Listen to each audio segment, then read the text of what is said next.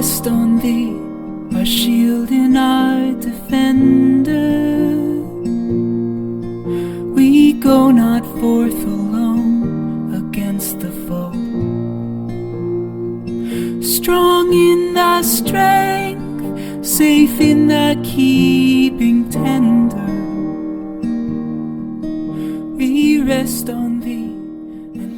प्रभु आप लोगों के साथ हो। संत लूकास के अनुसार पवित्र सुसमाचार। संत लूकास अध्याय 23 वचन 33 से।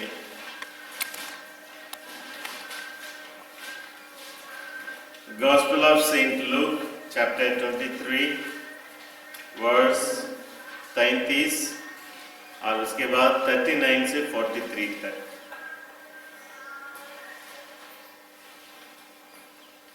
वे कोपड़े की जगह नामक स्थान पहुंचे। वहां उन्होंने यीशु को और उन 2 कुकर्मियों को भी क्रूस पर चढ़ाया, एक को उनके दाएं और एक को उनके बाएं। क्रूस पर चढ़ाए हुए कुकर्मियों में से एक इस प्रकार यीशु की निंदा करता था, तो मसीहा है ना, तो अपने को और हमें भी बचा। पर दूसरे ने उसे डांट कर कहा, क्या तुझे ईश्वर का भी डर नहीं है? तू भी तो वही दंड भोग रहा है। हमारा दंड न्याय संगत है, क्योंकि हम अपने करने का फल भोग रहे हैं, पर इन्होंने कोई अपराध नहीं किया है। तब उसने कहा, यीशु, जब आप अपने राज्य में आएंगे तो मुझे याद कीजिएगा। उन्होंने उससे कहा, मैं तुमसे कह देता हूं, तुम आज ही परलोक में मेरे साथ होंगे। प्रभु का पवित्र सुसमाचार है।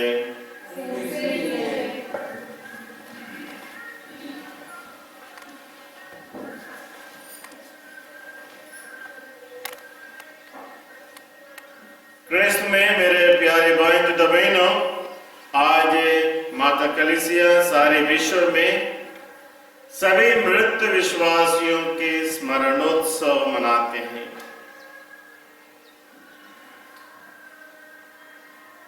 मृत्यु हमारे एक व्यक्तियों के जीवन में एक सत्य है। इस मृत्यु को हम कैसे समझते हैं? How do we understand? Bible हमें बताता है 2 प्रकार की मृत्यु है, फिजिकल डेथ और स्पिरिचुअल डेथ। शारीरिक मृत्यु और आत्मिक मृत्यु। जब हमारे शरीर से आत्मा निकल जाता है, हम मृत हो जाते हैं, और जिसको हम शारीरिक मृत्यु कहते हैं। और आत्मिक मृत्यु वह है मरने के बाद जब हमारी आत्मा ईश्वर से दूर हो जाता है। जिस ईश्वर ने हमारी आत्मा को बनाया, वहां हमारी आत्मा पहुंचना चाहिए आत्मा, मगर जब वहां हमारी आत्मा वहां ईश्वर तक नहीं पहुंचता है, दैट इज स्पिरिचुअल डेथ, आत्मिक मृत्यु। हमारी आत्मा ईश्वर की उपस्थिति से वंचित रह जाता है, जिसको हम कहते हैं नरक। तो मगर हम क्यों मरते हैं? Why do we die? Sir पौलुस हमें समझाते हैं कि हम क्यों मरते हैं। रोमियो के पत्र अध्याय 6:23 में, रोमी 6:23, हम क्यों मरते हैं? क्योंकि पाप का वेतन मृत्यु है, किंतु ईश्वर का वरदान है हमारे प्रभु यीशु मसीह में अनंत जीवन। तो आप लोग इस वचन को मेरे बाद बोलिए, पाप का वेतन मृत्यु है, पाप का वेतन मृत्यु है, किंतु ईश्वर का वरदान है, किंतु ईश्वर का वरदान है हमारा प्रभु यीशु मसीह में अनंत जीवन। हमारे प्रभु यीशु मसीह में तो हम इसलिए मरते हैं क्योंकि हम पाप करते हैं। और पाप जब हम करने से पहले बहुत लुभावना है। पाप हमें निमंत्रण देता है और उस निमंत्रण के लिए हम अपने आप को छोड़ देते हैं। और जब हम पाप करते हैं हमें अच्छा लगता है। आदम एवा ने पाप किया, फल खाया, उन्हें बहुत अच्छा लगा, लुभावना रहा और उन्होंने उसके लिए झूठ लिया।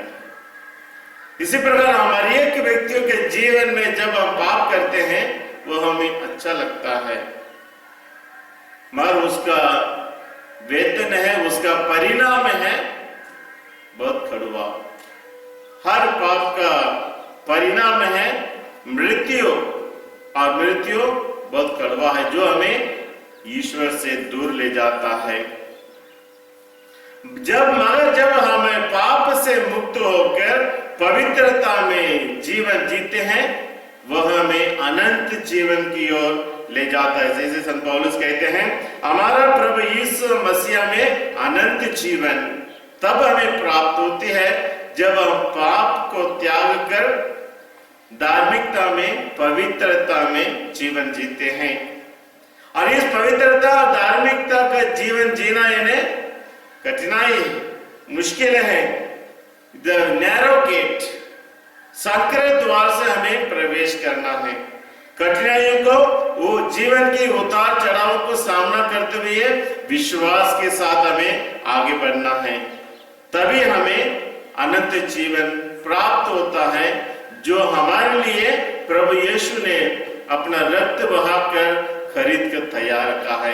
उसे प्राप्त करना है तो हम सबों को संकरे द्वार से प्रवेश करना है और जीवन की हर मुसीबतों को सामना करते हुए हमें आगे बढ़ना है। आगे चलकर हम देखेंगे उत्पत्ति ग्रंथ अध्याय 2:16 में, उत्पत्ति ग्रंथ 2:16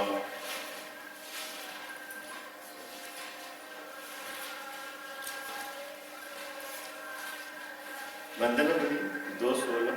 प्रभु ईश्वर ने मनुष्य को यह आदेश दिया, तुम वाटिका के सभी वृक्षों के फल खा सकते हो, किंतु भले बुरे के ज्ञान के वृक्ष का फल नहीं खाना।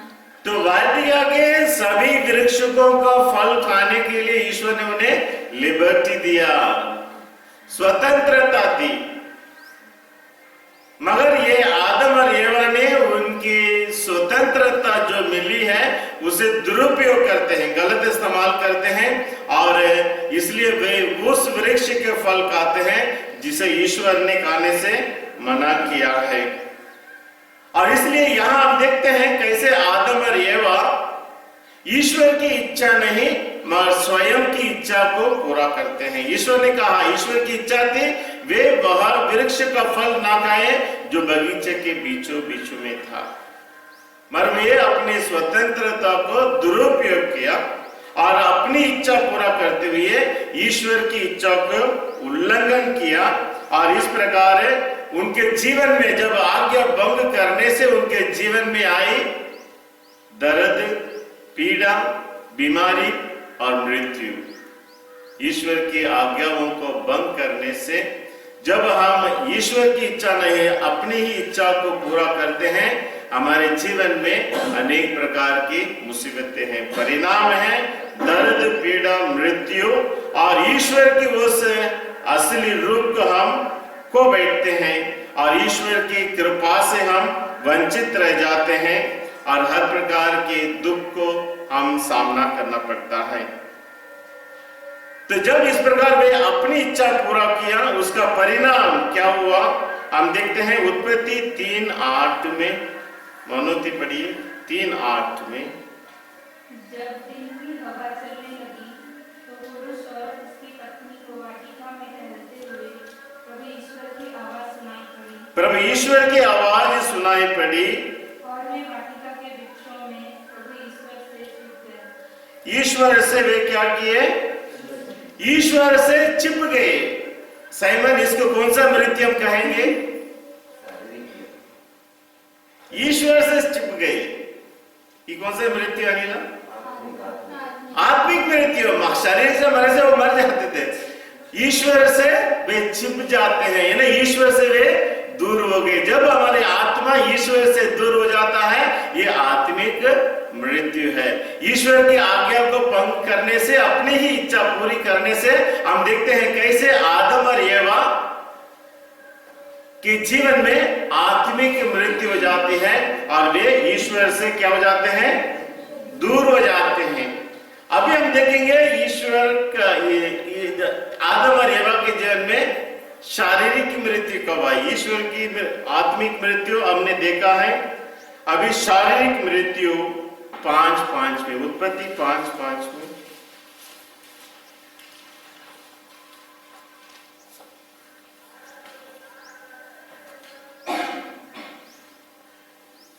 जयंती पढ़िए।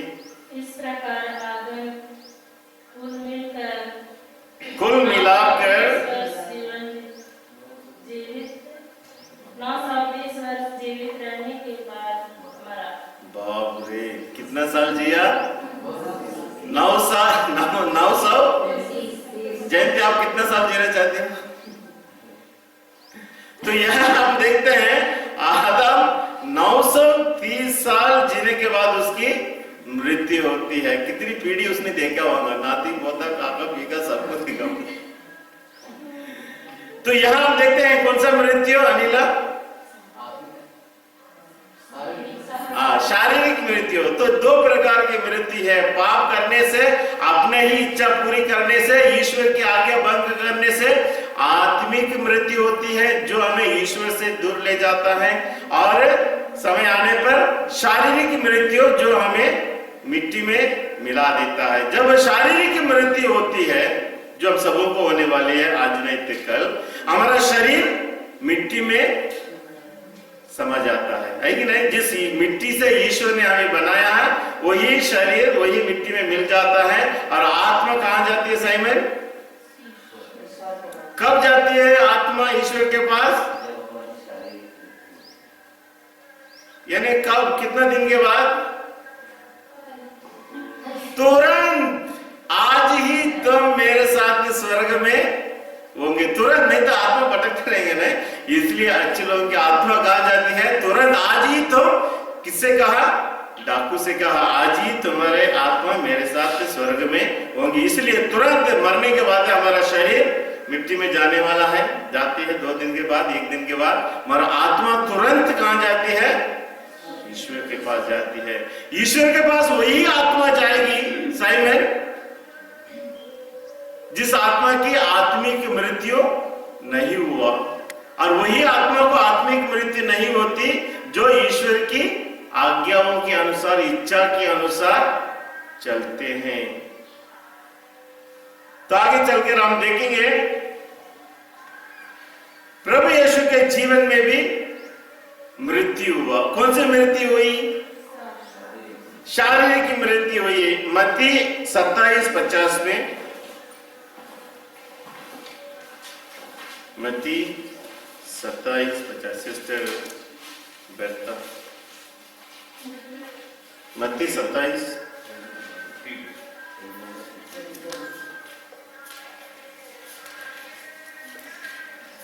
मत्ती 27:50। तब ईश्वर ने फिर ऊंचे स्वर से पुकारकर प्राण त्याग दिया। यस, ऊंचे स्वर से पुकारकर प्राण त्याग दिया। और प्रभु यीशु प्राण त्यागने से क्या हुआ? उनकी कौन सी मृत्यु हुई? शारीरिक मृत्यु हुई। प्रभु यीशु मरने से पहले, ये मेरे पिता मेरी आत्मा को तेरे हाथों में सौंपता हूं। यानी प्रभु यीशु की आत्मिक मृत्यु ईश्वर ने कभी हो नहीं सकता है, शारीरिक की मृत्यु हुई। और इसी बात को हम देखेंगे प्रकाशना ग्रंथ 1:18 में, प्रकाशना ग्रंथ 1:18 में, सिस्टर मेरी 1:18 में,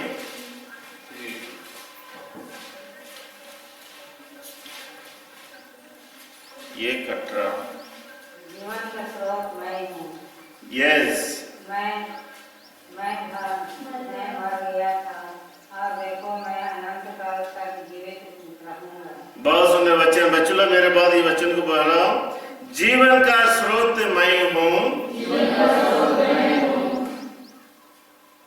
मैं मर गया था और देखो मैं अनंत काल तक जीवित रहूंगा,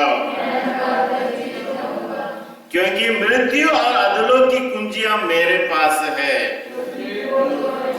तो प्रभु यीशु मरने के बाद कहते हैं मैं जीवन का स्रोत हूं, मेरा जीवन कभी समाप्त नहीं हो सकता है, तीसरे दिन मैं जी उठा हूं।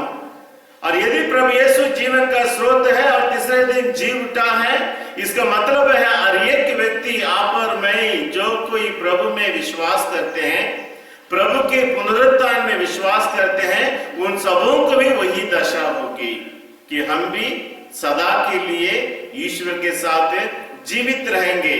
हमारा शरीर जो अभी मिट्टी में दफनाया जाता है, गल जाता है, दुनिया के अंत में जब सबों का न्याय होगा, हमारा यह मिट्टी का शरीर महिमान्वित शरीर को धारण करेगी। जैसे प्रभु यीशु का शरीर क्रूस पर मर गया, जी उठने से महिमान्वित शरीर में फिर जी उठे, वैसा हम हर एक व्यक्ति फिर से प्रभु यीशु के समान जी उठेंगे, हमेशा जीते रहेंगे।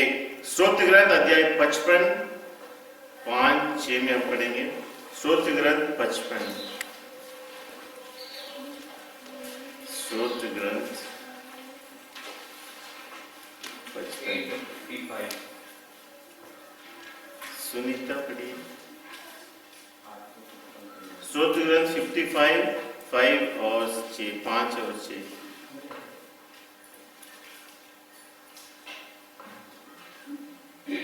पांच और 6, 55 5 और 6। मेरा हृदय मेरे अंतरतम में तड़पता है। मेरा हृदय मेरे अंतरतम में तड़पता है। मुझ पर मृत्यु का आतंक छाया है। मुझ पर मृत्यु का आतंक छाया है। मैं भय से कांपता हूँ। मैं भय से कांपता हूँ। संतोष मुझे अभिभूत करता है। आप लोग इस वचन के मेरा बात बोलिए। मेरा मेरे अंतरतम में तड़पता है। मुझ पर मृत्यु के आतंक छाया है। मैं भय से कांपता हूँ। ये सभी लोगों का एक भावना है, मृत्यु से कौन नहीं डरता है कि नहीं साइमन? सभी लोग डरते हैं। हालांकि सिस्टर मेरी बोली कि मैं नहीं डरती हूँ, मगर मृत्यु से सभी लोग कांपते हैं। मगर इस डर जो हमें मृत्यु से, हम डर जो हमारे जीवन में है, उससे हम कैसे बच सकते हैं? मृत्यु के डर से हमें बचने के लिए एक ही रास्ता है, ईश्वर में विश्वास, पुनरुत्थान में विश्वास। यदि हम जी उठेंगे, फिर से ईश्वर के साथ रहेंगे, फिर हमें डरने की क्या बात है? हम इस पाप में शरीर को छोड़ देंगे, हम ईश्वर के साथ जीवित रहेंगे, हम हमेशा के लिए नहीं मर रहे। और इसलिए प्रार्थना, प्रभु में विश्वास और पुनरुत्थान में हमारा भरोसा हमें इस भय से दूर कर सकता है। इसलिए मेरी अब डरना नहीं। जब कभी हमें डर लगता है, हमें प्रभु की ओर देखना है। प्रभु मृत्यु से जीत पाया है। जैसे अनिला ने पढ़ी दूसरा बात, ये मृत्यु तुम्हारा दंश कहां है? प्रभु ने मृत्यु पर विजय पाया है। और यदि हम विश्वास करते हैं उस पुनरुत्थान में, तो जरूर हम भी विजय पाएंगे। इसलिए हमें मृत्यु से डरने की कोई जरूरत नहीं। बच्चे लोग मृत्यु से डरते हो? नहीं, बच्चों को मालूम ही नहीं क्या होता मृत्यु। तो हम बड़े लोग, तो हमें डरने की जरूरत नहीं। हालांकि हमारे जीवन में भय रहेगा, इस भय को हमें दूर करता है हमारा विश्वास। योग का ग्रंथ अध्याय 18-14 में पढ़ेंगे। योग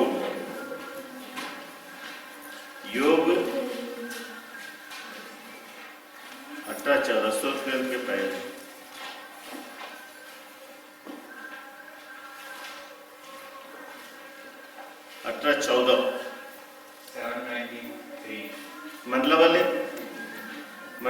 पढ़िए 18-14। वे उसे सुरक्षित तंबू में ले जाकर आतंक के सम्राट के सामने पेश करेंगे। तो आप लोग इस वचन के मेरे बाद बोलिए, वे उसे सुरक्षित तंबू से ले जाकर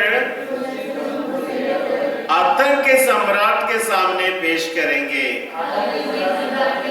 यहाँ यो भी यही अनुभव करता है, क्या कहता है? सुरक्षित तंबू। किसको कहेंगे सुरक्षित तंबू? हमारे व्यक्तियों का घर जहां हम सुरक्षित है, किसी बात की डर नहीं। तो मृत्यु हमें क्या करता है? उस सुरक्षित तंबू से निकालकर ऐसी जगह पर ले जाता है जहां आतंक का सम्राट है, आतंक का साम्राज्य है। मगर ये आतंक का साम्राज्य सिर्फ उन्हीं लोगों के लिए है जो प्रभु में विश्वास नहीं करते हैं। यदि हमें अपने सुरक्षित तंबू से भी निकालकर मृत्यु हमारे परिवार से, हमारे लोगों से हमें अलग करेगी, मगर हम कभी आतंक के सम्राट में नहीं पहुंचेंगे। मगर जब हम वहां पहुंचते हैं जहां ईश्वर है, जहां ईश्वर है वहां आतंक हो सकता है, जहां ईश्वर है वहां कोई पीड़ा दर्द हो सकता है नहीं। जहां ईश्वर है वहां आनंदी आनंद है, खुशी खुशी है। इस दुनिया में जितना भी हम दुख दर्द पीड़ा समस्या चिंता अनुभव करते हैं, यीशु के पास जाने से रहेगी? वंदना रहेगी, क्योंकि यीशु हमारे लिए सब कुछ है, सब आतंक समाप्त कर देगा। फिर भी हम जाना नहीं चाहते हैं, हम यही लड़ाई करते हैं, मारपीट करते हुए, दुख संकट सब प्रकार के झेलते हुए रहना चाहते हैं, मगर इस जगह को, इस धरती को, इन लोगों को हम छोड़ना नहीं चाहते हैं। हमारे ईश्वर का आश्वासन है, जब हम ईश्वर के पास जाएंगे वहां कोई आतंक नहीं रहेगी, आतंक के साम्राज्य समाप्त हो जाएगा हमारे लिए, हम विश्वासियों के लिए। और इसलिए हमें मृत्यु से डरने की कोई जरूरत नहीं। और जो लोग इस दुनिया में हम देखते हैं, अनेक लोग दुष्ट लोग आनंद का जीवन जीते हैं, है कि नहीं? इतना गलत काम करते हैं, मारपीट करते हैं, फिर भी उनके जीवन में खुशी खुशी है। बहुत बार हम प्रश्न करते हैं, मारे उनके लिए आतंक का साम्राज्य इंतजार कर रहा है। कौन सी साम्राज्य? क्योंकि बुरे लोगों को आत्मिक मृत्यु हो जाएगी, वे हमेशा हमेशा के लिए दुख पीड़ा में जीवन जीते रहेंगे। मगर हम विश्वासियों के जीवन में थोड़ा सा दर्द है, थोड़ा सा पीड़ा, थोड़ी सी तकलीफ है। जब हम अनंत जीवन, इटर्नल लाइफ को इस धरती के जीवन से हम तुलना करते हैं, इस धरती के जीवन कितने दिन के बराबर है? समझ लो, एक दिन के बराबर है। इटर्नल लाइफ, अनंत अनंत अनंत काल तक हम ईश्वर के साथ जिएंगे। उसकी तुलना में एक दिन की दुख दर्द कितना बड़ा हो सकता है? बड़ा हो सकता है नहीं। इसलिए हम इस धरती पर रहते समय जीवन की हर मुसीबतों का सामना करते हुए विश्वास के साथ हम जीने के लिए प्रयास करते हैं। फिलिपी 1:21 में हम पढ़ेंगे, फिलिपी 1:21।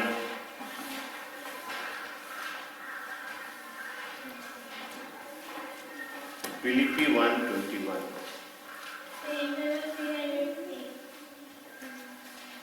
बोलो, पढ़ो।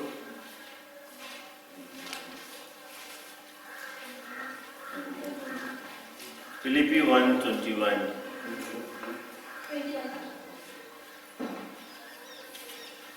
मेरे लिए तो जीवन है, मसीह और मृत्यु भी है, उनकी पुण्य प्राप्ति।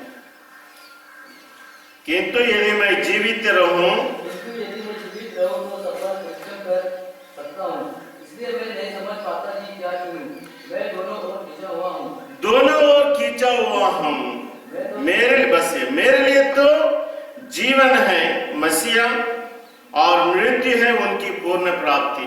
आप इस वचन के मेरे बाद बोलिए, मेरे लिए तो जीवन है मसीहा और मृत्यु है उनकी पूर्ण प्राप्ति। मैं दोनों ओर खींचा हुआ हूँ, जीने से भी मैं प्रभु के लिए जी रहा हूँ, मरने से भी मैं प्रभु यीशु को पूर्ण रूप से प्राप्त करूंगा। मैं किस बात को चुनूं? दुनिया के लोग, जो लोग विकट लोग हैं, जो बुरे लोग हैं, जो गलत जीवन जीते हैं, उनके लिए इस दुनिया का जीवन सबसे महत्व रखता है। मगर जब इस दुनिया छोड़कर वे दूसरे दुनिया में जाते हैं, हमेशा हमेशा के लिए वे आतंक के जीवन में, छाया में जीवन बिताएंगे। मगर यदि हम विश्वास करते हैं संत पौलुस के समान, आज ही तुम्हारी आत्मा मेरे साथ होगी, यीशु उस डाकू से कहते, वैसा मृत्यु प्रभु यीशु की पूर्ण प्राप्ति है और जीवन जीना भी यीशु के साथ। इसलिए यदि मैं जीता हूं तो प्रभु के लिए जीता हूं। वैसा हमारे एक व्यक्तियों का जीवन यदि प्रभु के साथ है तो जरूर मृत्यु हमारे लिए उनकी पूर्ण प्राप्ति होगी। इसलिए प्रभु के साथ हम सबों को जीना है, प्रभु के साथ, प्रभु के लिए जीना है। पहला थिस्सलुनीकी 4:13, पहला थिस्सलुनीकी 4:13।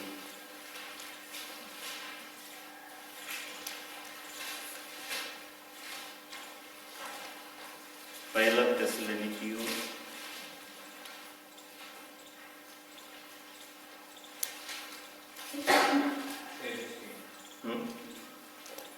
Page number 316।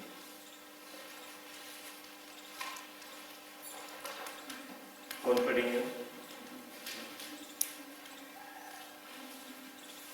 316।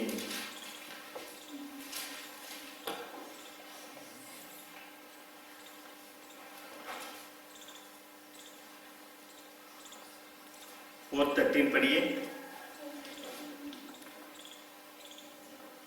भाइयों, हम चाहते हैं कि मृतकों के विषय में आप लोगों को निश्चित जानकारी हो। कहीं ऐसा न हो कि आप उन लोगों की तरह शोक बनाए जिन्हें कोई आशा नहीं है। हम तो विश्वास करते हैं कि ईसा मर गए और फिर जी उठे। जो ईसा में विश्वास करते हुए मरे, ईश्वर उन्हें उसी तरह ईसा के साथ पुनर्जीवित कर देगा। तो हम देखते हैं मृत्यु हमें कैसे विलाप की दशा में ले जाती है। मृत्यु हमें कैसे भय के आतंक की छाया में ले जाती है। मगर हमें डरने की जरूरत नहीं, हमें दुख मनाने की जरूरत नहीं, क्योंकि हम सब फिर से जी उठेंगे। जो अविश्वासी है वही ज्यादा रोता है। उन्हीं लोगों के लिए मृत्यु एक ऐसी जगह है जहां वे फिर से जी नहीं उठा पाएंगे। मगर हम विश्वासियों के लिए मृत्यु एक नया जीवन का प्रारंभ है। तो आइए हम उसी के लिए, इसी विश्वास में बनते हुए हम प्रार्थना करें। Jesus, our righteousness, our sure foundation, our Prince of Glory and our King of Love.